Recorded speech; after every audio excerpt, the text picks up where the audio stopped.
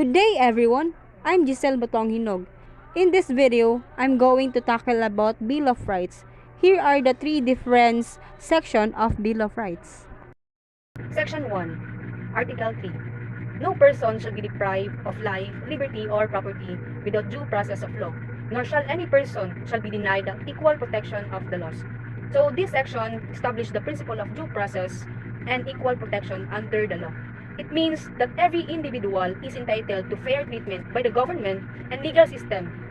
Kahit mayaman man o mahirap, karapatan ng bawat isa na bigyan ng fair na treatment ng ating government at ng ating batas. And no one can be arbitrarily deprived of their life, liberty, or property. Walang kahit sino man ang kumuha sa ating mga karapatan, katulad ng mga pulis. May karapatan tayong mabuhay sa mundo, magkaroon ng freedom to enjoy our life, gawin ang mga bagay na gusto mong gawin sa buhay. Basta huwag ka lang mag-violate ng ating batas. Dahil kahit na may karapatan to have a freedom, haharapin mo talaga yung mga consequences mo, ngunit ito ay dapat idaan sa tamang proseso. Dahil mayroon pa rin tayong karapatan kahit under custodial investigation ang isang tao, mayroon din tayong karapatan upang proteksyonan ang ating mga ari-arian dito sa mundo.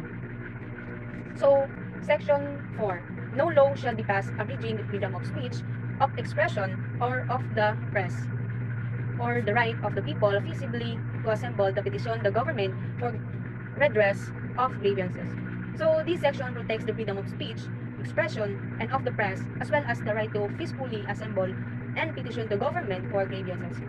It ensures that individuals can express themselves freely without fear of censorship or persecution. So, di ba, kagaya na makikita natin na naglalalo sila dahil may karapatan sila upang i-express ang kanilang mga hinanaing sa ating government, at bilang isa tayong civilian, ito ang way na pwede natin gawin ang mag-rally.